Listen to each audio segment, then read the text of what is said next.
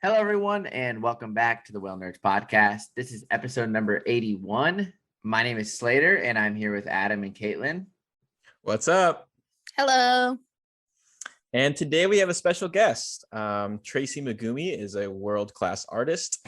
As an avid ocean conservationist, Tracie uses her creative outlets to advocate for the health of the oceans. Originally starting Kahola Kai Creative in 2015, Tracie has since moved her artwork and passion under the name Tracie Megumi Art. She has worked as an eco tour guide and a children's art mentor in Southern California. Tracie has certainly educated at all levels. Her art brings up marine issues such as climate change, shark finning, and dolphin captures for the captivity industry, and we are so excited to talk to her today. There we go. Wow, what an intro. Welcome. How'd I do? Was it good? Was it well written? Thank you. Yeah, I felt like that made me sound overqualified. No, you're You plenty are. qualified. Yeah. Plenty qualified. Thank you for having me. Yeah, absolutely. We're excited to talk to you today. So kind of how we usually start out with most folks is like, how did you get started in all of this, the marine realm and art and things like that? Did they go hand in hand, or was it two separate things that came together? So if you want to tell us a little about that. Sure. Yeah. For me, it was kind of a all over the place journey. Like I've always had an interest in the ocean and particularly marine mammals. I've been fortunate enough to grow up along the California coast. So we had so much cool stuff here, kelp forest to snorkel in, all the whale watching, the camps on Catalina Island where they get you really immersed into marine biology stuff. So I was really fortunate to experience that kind of stuff. And then on the art side, my mom was a graphic designer and she used to do everything by hand. So I think I kind of just absorbed that from watching her and like just seeing how she did her stuff. So it was just kind of two separate interests that I had for a long time. And I didn't really marry them together until after college. I didn't end up pursuing ocean stuff for marine biology in college because I was afraid that it wouldn't lead to a stable career. So I ended up. So you chose to be an artist instead? Totally valid. Yeah. Well, at the time I didn't really know anything, so I just felt like majoring in business would lead to a more stable career, which is what I ended up doing. But I worked as a bookkeeper for a few years and I absolutely hated it. I could not stand being at a desk all day. So that led me to look into different things, and I came across ACS, or the American Cetacean Society, and getting involved there and taking the naturalist course with them opened a lot of doors for me. And that led to me getting a job at a whale watching place down in Dana Point.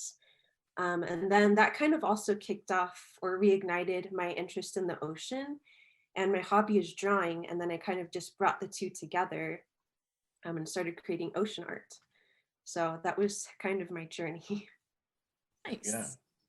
Beautiful. So you chose two unstable industries, art and brought them together, but to create a stable one. Exactly. Yeah, exactly. It all worked out. That's funny. And if you're a Patreon listener and you have access to the video, you can see some of Tracie's background. It's beautiful. It's don't worry. Your whole wall. It's awesome. Nice. So when you were working on the whale watch boats, you were working primarily as naturalist, and then did you sort of do the digital sales of art like at the same time or like down the road? Because you have like on your website and like Etsy stuff, or do you not do the Etsy stuff anymore? I'm not as active on Etsy. I kind of migrated everything to my own website after a while. But back when I worked for the whale watching company, I was kind of half in the office doing like check-ins and reservations, and then half on the boats, crewing and sometimes covering for the photographer, which was interesting. When I find that work at places like that, you end up wearing like a lot of different hats, which can be a little bit overwhelming, but it exposes you to a lot of different things too. So I thought that was really cool. Definitely. Nice. you kind of took like the route that we always tell people, it's just like get involved however you can. Like obviously you got the ACS and you got a job on a whale watch boat. So people always ask us, how do you get involved? And it's like, you can start at ACS or you can start volunteering anywhere, it's just, there's a whole huge amount of different paths to take into the industry. So Yeah, for sure.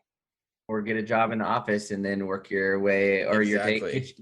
be allowed to go on your days off on the boat, and not have to pay for it because you work there. It can be a good trade-off too. Yeah, totally. And then you mentioned before we started talking for the episode that you're doing an art camp. Is that what you were doing today? Yeah, so I work as an assistant art teacher at a locally owned art studio here in Orange County. And we do kids camps for like elementary school age kids. And we do a variety of subjects and mediums. But sometimes we'll have like an ocean themed day. And I get to pull out my naturalist hat and do like a little presentation. But the kids get really excited about like when we talk about whale poop and how it helps make oxygen and stuff like that. I find that working with kids is really fun because they're so excited to like learn and experience things. So, yeah. So is that what you do like kind of full-time day to day right now, is work with the art gallery and do like teaching people art? Or is that kind of like, I don't know, I guess one of the many things you do day to day? Totally, yeah. It's kind of like a side gig. I work for, I think my main gig is working for a nonprofit, Dolphin Project. Then I do my artwork and various projects and commissions and stuff, and then teach on the side. So it's kind of a mix of a lot of things. And I noticed Awesome. that you also I've seen a few pictures of you working with Jessica Rome. Have you been working on those school groups? Yeah, I volunteer sometimes to do enhanced like field trip whale watch trips. Those are a ton of fun. Yeah, so before I moved, I think the first time out of the three, I was working on the Western Pride some days, and they originally were using the Western Pride. Are they still using that boat? Do you know? I think they're using. Sometimes I think they use it for something.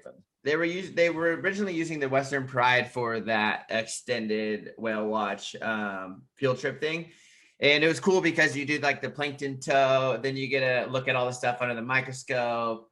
Then they put that like, I don't know if they're using a GoPro now, but they had this like fish that was in a cage that they would drop down to the bottom. And then you could look at like crabs and octopus and like, or whatever was down there on the bottom. It's pretty cool. So. Yeah, we did. Was that like the Crystal Cove Alliance thing? Yeah, Crystal Cove Alliance. That's what it is. Yeah. Oh, cool. So is that what you're helping them with? Not the Crystal Cove ones, but just general like school groups that go out. We do like cool. a plankton tow, and they have like a little observer booklet that they fill out along the trip. Awesome. Fun. So you mentioned Dolphin Project as like one of your main gigs. I think quite a few of our listeners are probably aware of Dolphin Project, but if you want to just maybe introduce that first, and then if you're able to talk a little bit about what you do for them, that would be really cool to hear about. Sure, for sure, yeah. So for those that are not familiar, Dolphin Project is a nonprofit organization that's focused on the protection of dolphins, mainly as the captivity industry as a main threat for them. And one of the things that I work on with them is the whole Tai Chi side of things, which I think many people have probably heard of The Cove or even seen the film. But for those that have not seen the film, it's basically about a seasonal yearly hunt of dolphins that happens in Japan. And although they do kill some of the dolphins that they take there, it's primarily fueled by the captive trade, because the dolphins that they live capture sell for huge amounts of money and end up kind of funding the entire operation.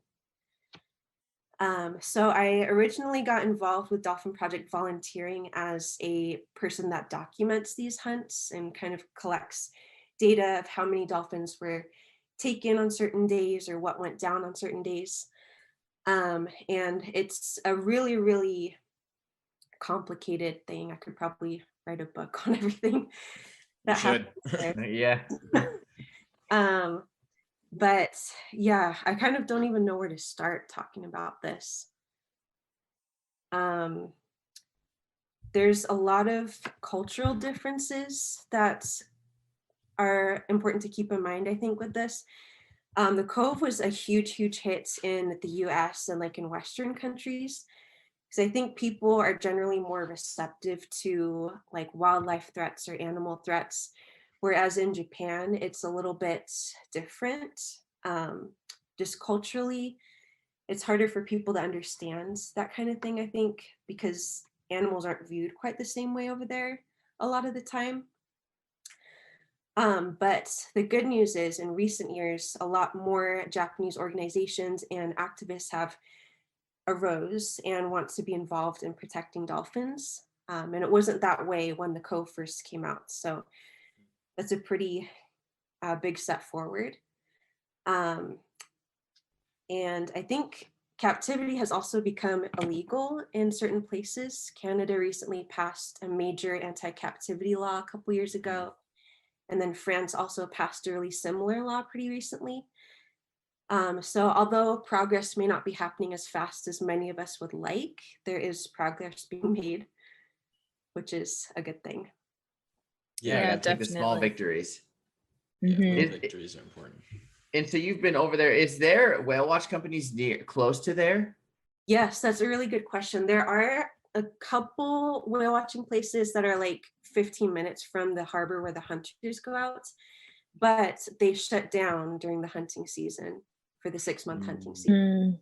which is interesting.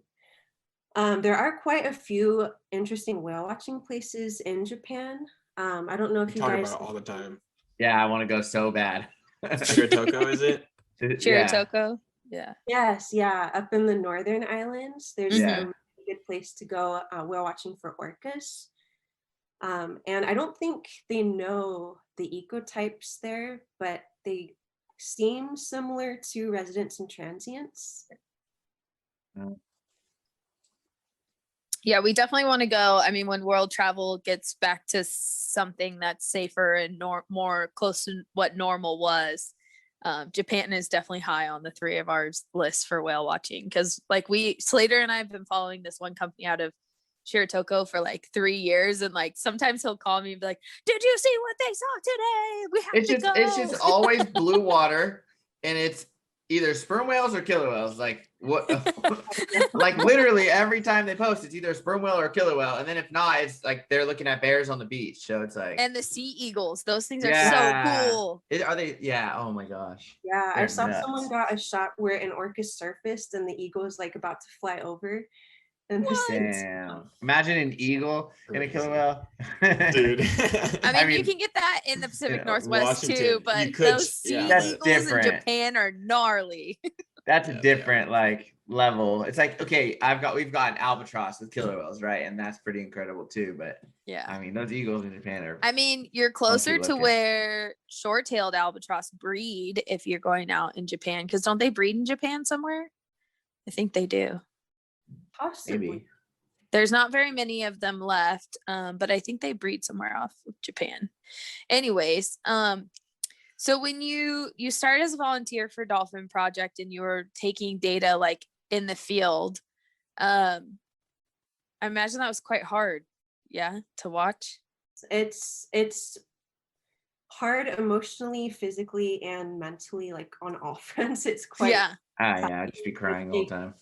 waking up at 4 a.m. before the sun comes up and tracking how many boats go out and what happens minute by minute, hour by hour. But I think what helps keep one sane when they're doing that is just having other volunteers with you that are very like-minded and passionate. So I find that like when you're there, it's almost like you're in the Twilight Zone or something, because it's just such a different world. But the lows are really low, but conversely, the highs are really high. So if like there's a good day and the hunters don't go out and we go out and do something fun, Like something that would otherwise just be a little bit funny ends up being like really, really funny. It's just a strange thing. Yeah. So what is more of your role now? Like awareness or communication, or like are you still a standby person, or how does that work? Yeah, I'm still a volunteer to go to Taiji when the season's on and when travel's open. But my day-to-day is more like administrative behind the scenes stuff for Dolphin Project. So it's a little bit of everything. More of the mundane things. And then do you manage the social media, or is it like a group of you that all take turns with the? There's a couple of us that do the social media. Cool. Yeah. Awesome. I have a question. So as somebody, you know, of Japanese descent, like how do you view what's happening? Like, is like you said, it's a very tough cultural issue. And like I myself, I'm quarter Japanese. I'm not totally tied into the culture, but I get it. You know, I understand a nation growing up and surviving on an island and being able to survive off an island. And, you know, whether people look at it from a fishing point of view, you know, Japan eats a lot of fish, or a dolphin point of view, you know, I get it. A lot of people on social media, when we post stuff about Taiji or, you know, what's happening, it's a very complicated issue, and people just turn straight to the Japanese people being bad. And I don't agree with that whatsoever. So if you could talk to that a little bit, I think that would really help people's mindsets there. Yeah, I'm really glad you brought this up. So interesting, like one interesting thing is when the Cove first came out, like at the time I lived in Idaho, which is a very, very conservative state. Very much so. And like people, like you said, like people just went to Japanese people are bad because they're doing this. And like they couldn't see past that. So I faced some nasty things being said to me. I'm sure.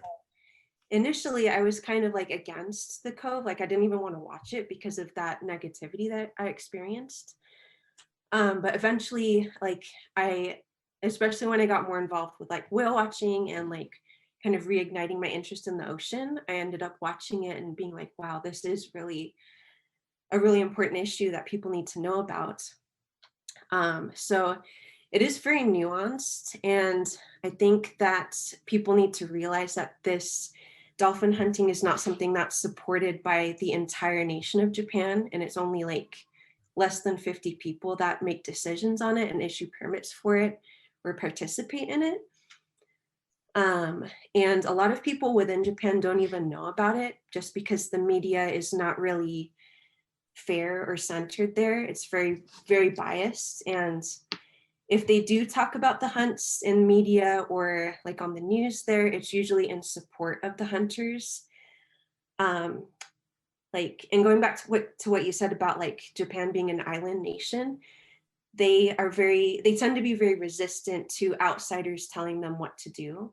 Absolutely. I think was Makes also a sense. big thing behind how the Cove was received in Japan. Yeah, I it's just such a tough thing, you know, because we all love whales, we all love dolphins, but they're in my eyes, you know, I couldn't imagine trying to survive island without living off the sea, and I think a lot of people just don't realize that. But anyways, it's just a tough topic and a complicated issue, and we've been wanting to talk about something like this for a while. But again, it's just such a controversial topic that a lot of people either turn away from it or pick one side and are so heavily on that side. But I think, you know, at the end of the day, with any issue, you need to be able to work together and hear people's point of views if you want to get stuff done. There's always two ways to go about it. So Definitely. Yeah, and it's nice to hear from someone who's like been there and experienced it and seen it from the inside. So the people that issue the permitting, you may or may not know the answer to this question, but the people that issue the permitting for the dolphin hunting, is that also like the fisheries management, or are those two separate entities that have to like talk to each other? I believe it's the Japan Fisheries Agency. Okay. Permits either that or Wakayama Prefecture, the governor there. because Taiji is within a prefecture. They're divided by prefectures instead of states. Mhm. So it would be like the prefectural office that issues those. Because my understanding is some of it is also like a fisheries competition motivation. Is that right? Yeah, yeah. There's so much that we could talk about with this. So it's very helpful if you like narrow down certain topics. But yeah, there has been fishermen that claim dolphins are pests to what they're fishing for. And in fact, I think before the Cove came out in the mid or early 2000s, some Dolphin Project members had a meeting with the fishermen or the dolphin hunters, and they just straight up said it's pest control, like the hunting, the slaughter of it. So that was quite shocking to hear. Alarming. Yeah.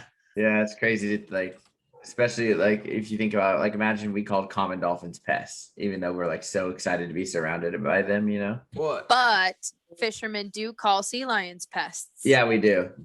100%. So In the United See, States and in and then- Canada. and we get And mad then and it's just it's a lack of education, right? Like that's really what it comes down to. It's like you can call dolphins pests all you want, but grand scheme of things, we're taking out way more fish than dolphin are. well, you know, and at we're the end of the taking day, their so- fish. It's literally the dolphins and sea lions fish. Like it's their natural thing to go eat. Yeah. Yeah, like, and hunt exactly. for.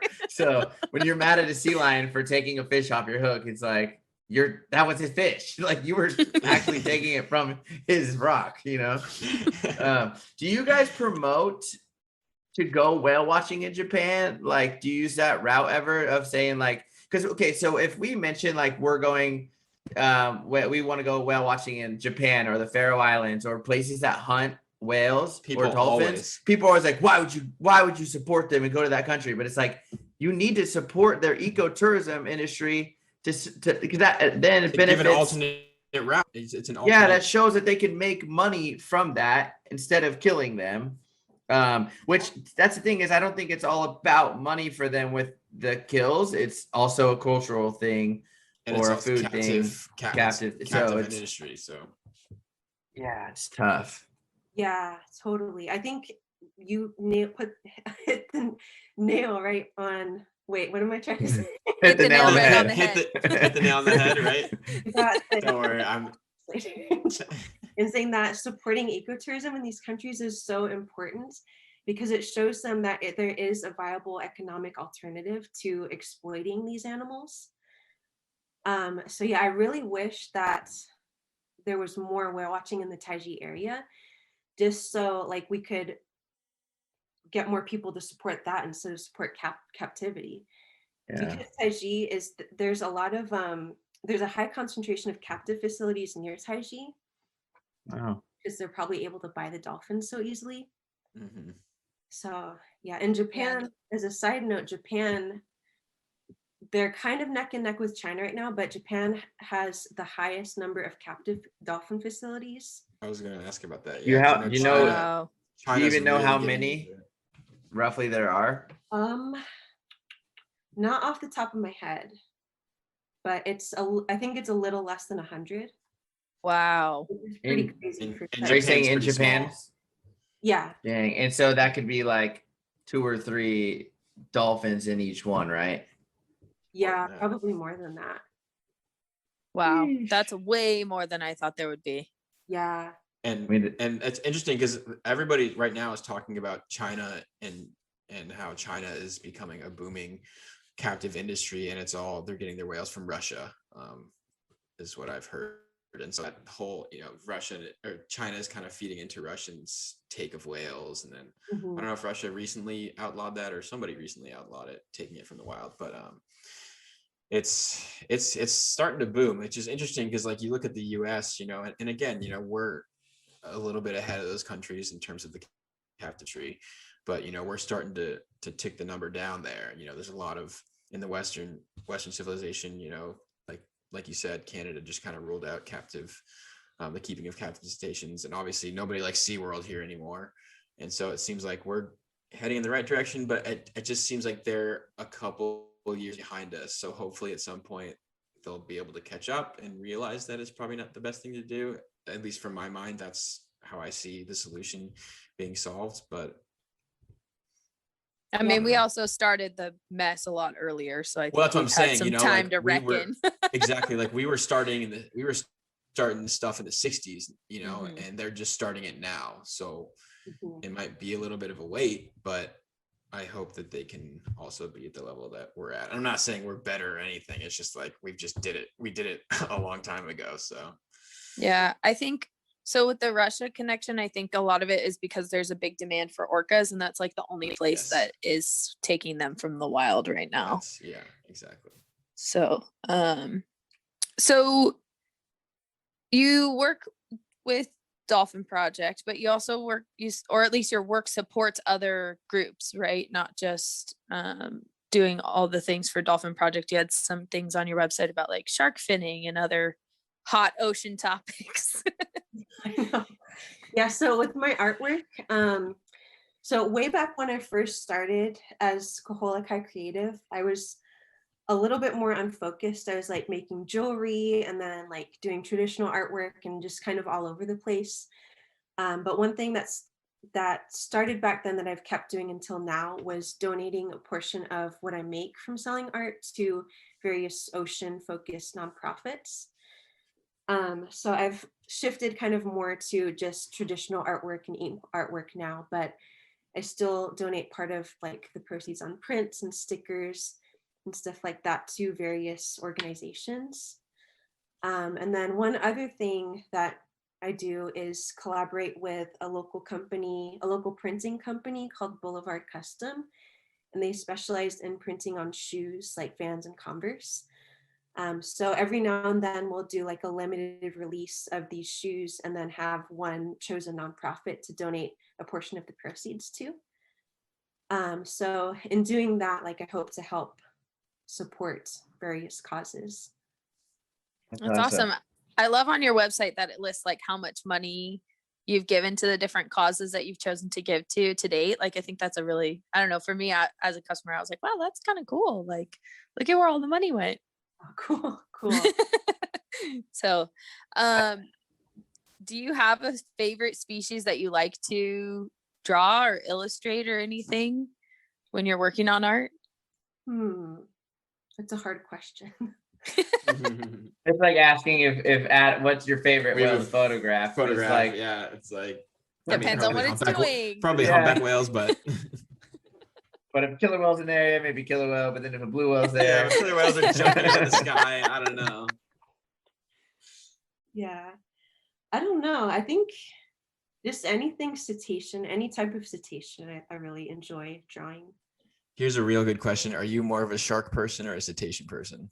Oh, I think that's obvious. Okay. Cetacean. Yeah. See, I feel like most people are cetaceans, but like I know a couple people that are like, "Oh no, sharks are way better," and I'm like, "What?" I mean, they're used- all cool. They're all very important. I know. I used to have this water bottle that had all of your stickers on it, and it was cool. I had a Rizzo, I had a Oh, shark no. tooth, and I had a killer whale. But I lost this water bottle. I left it somewhere, and then this guy lost the water bottle. It was crazy. It wasn't me. He definitely. Oh my I had the same. gosh. I still have my water bottle with all of Tracy's stickers on it, so I'm just better than you, Slater. Well, how about this? I just ordered a bunch of basking shark stickers. Oh, thank Like you. literally right before we started recording. So if you got an order notification, it was me. That's so funny. When I saw basking sharks in 2019, we had like whatever 3 or 4 crew members aboard, and in Santa Barbara, and the next day I like bought like 4 of your stickers to give them to them. Yeah. I really do love your work. It's like it's so beautiful, and I think it's modern as well. And I think a lot of people like the black and white and the what is it, the Stippling. ink, the stippling. It's just gorgeous, and it's a really good representation of not only cetaceans but like their actual anatomy. Like I think it's very correct, and it's just perfect. Thank you so You're very much. welcome. Yeah. So do you have any like formal training that's more towards like science illustration, or is it just like you're all self-taught and Mostly self-taught. I mean, I took a few art classes in like high school and college, but Hmm. I never really like solely focused on pursuing art professionally. So it's Wow, kind of that's incredible. how things played out. So you post videos every once in a while of like your work in progress or like doing that stippling stuff on your Instagram. How long does it actually really take? It seems like it would take days to do. A long, long time. Yeah. It's it kind of varies. Like the larger ones, like a full body, like humpback whale or something, will take a couple days usually. Just because I can't sit still for like 8 hours straight and do it all in one day. But I like to like do a little bit at a time and like Hmm. really look at it and see what do I need to make darker, what do I need to blend more. So I like to take it a little bit slow and just spread it out over a couple days. Nice. Do you ever get commissions that are like, I don't know, 11 by 14 or decently sized that you have to do like a full humpback on and stipple it? I usually just say like a certain size is my maximum size. It Like, could take you 10 years. yeah. You need to get a tattoo machine and use that, like, and figure out how to use that to stipple. Oh man, I feel like that's cheating. Yeah. You have like 3 pens rubber banded together and just go for She's so done it. I'm just kidding. it. So where can people find your work since we've been talking about your art? You have a website, you have Instagram. What's the new URL and those things? Sure. So I think Instagram's like my main platform, but I'm on there as Tracie Megumi Art. And then my website is traciemegumiart.com, and Tracy spelled with an IE. I think people tend to default to a Y on that one. So Y or an EY. Yeah. We'll make sure to put it in our Yeah. bios and captions and links and all that. Yeah, definitely.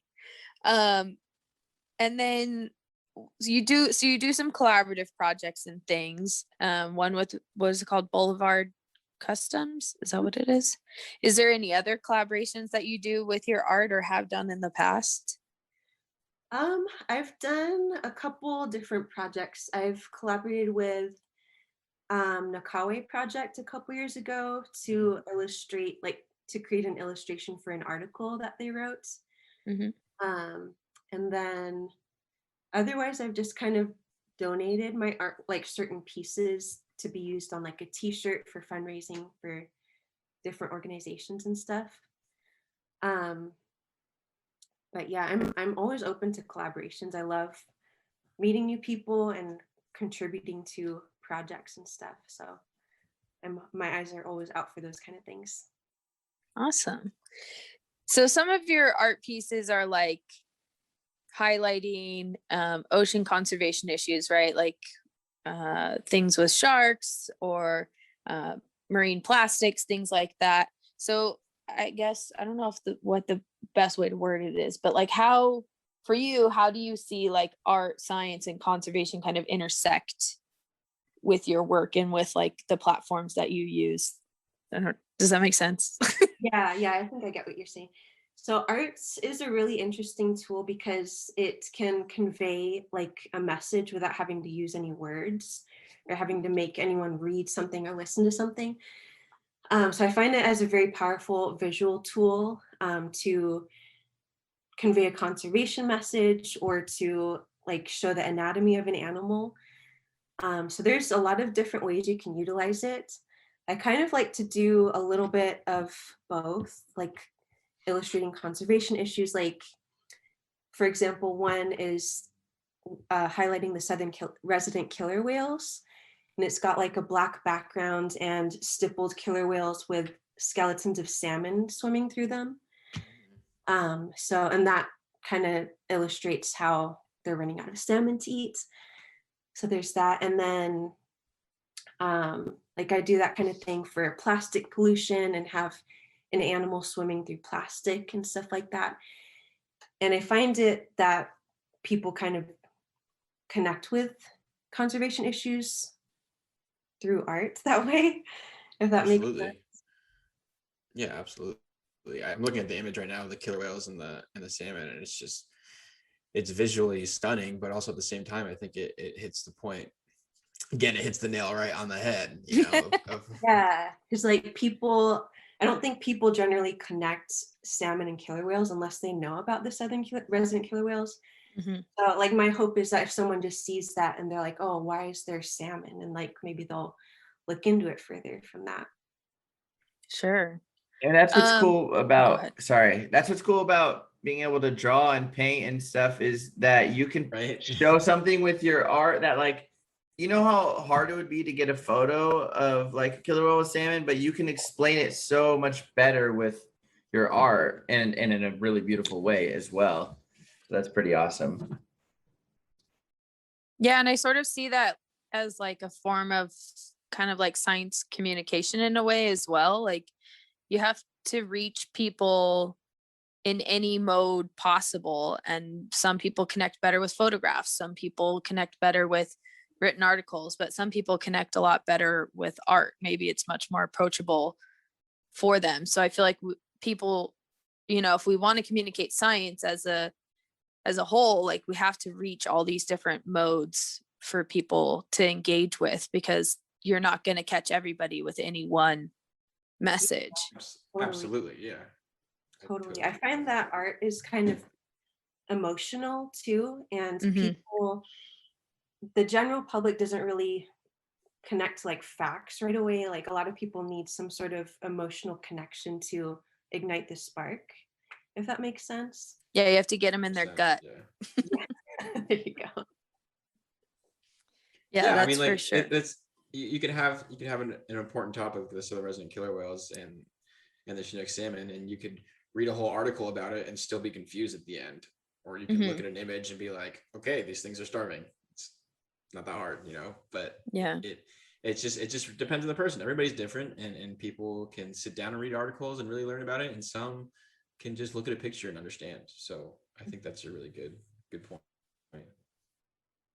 When you share your work online, or you get people that give you feedback, like what have been some of your favorite like conversations that have come out of people connecting with your art in regards to like ocean conservation or awareness or anything like that? I don't know if you have any little stories that stand out to you or anything. I've had a lot of different conversations that I've been very like grateful and happy to have. But I think what stands out to me the most is just like the amounts of like, I don't know how to like, how many people have connected with my artwork, I guess. Just like because I never expected to gain a following or anything. Like I just wanted to draw stuff and then share it. And then I don't know if anyone was going to see it or not, but like just having like so many people out there look like knowing that people are seeing my arts is just something I'm very grateful for, I guess.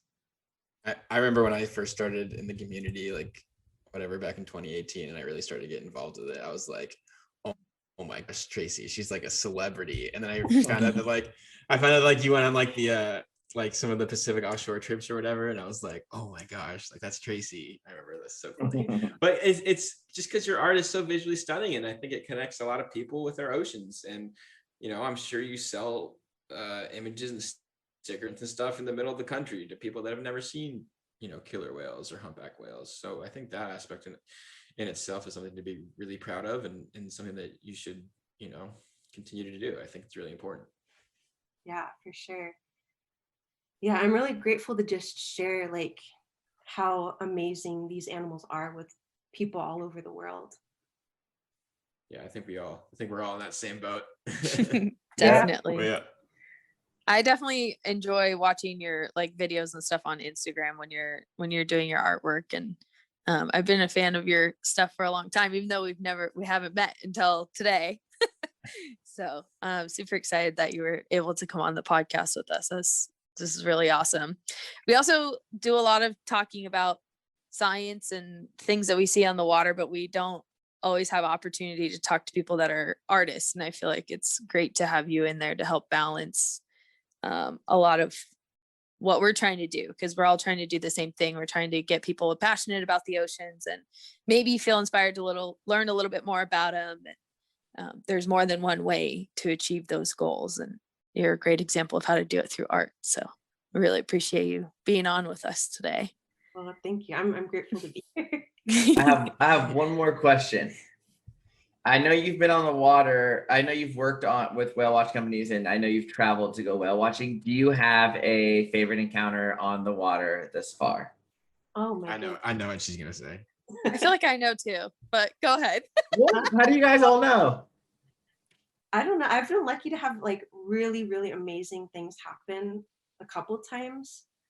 I think maybe the number one is when we had an epic humpback whale mugging, and it happened. Oh, Adam was there. No, I wasn't there. Oh. It was but I just remember I knew that you were there, Tracy, and it was like I've had some epic muggings, but that one was like on a whole other level. Oh yeah. So we were on like a little Zodiac, like way out where nobody else was, and these humpback whales came up to our boat and just like hung out with the stop boat for over an hour, like just looking at us and rolling around, and it was crazy. It Magical. felt like a dream, like it wasn't real life. It's always cool because like I've had a lot of muggings in the water, but there's something so special about that mugging in like glassy conditions, clear blue water. You can see the whale's eye staring at you. Like that's just a completely different perspective. And those days are really rare to get those kind of conditions, you know, and then to have that happen on top of it is super, super rare. So Yeah. Well, and I feel like being in the raft too is like the whale is on a small one, it's obviously right bigger there. than the boat. Yeah, it's crazy. Like, because if the whale wanted to, you could just float us over, but they're so like gentle and articulate, and like you can tell that there's like something going on in their mind when they're like their eyeballs moving around looking at us.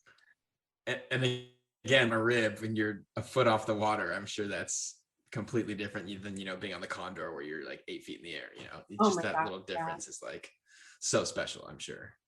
Yeah, it's amazing being that close to them. Super cool. Awesome. Well, thank you so much for taking some time to chat with us today. And then the website one more time is it traciemegumiart.com? Is that how they can find your website?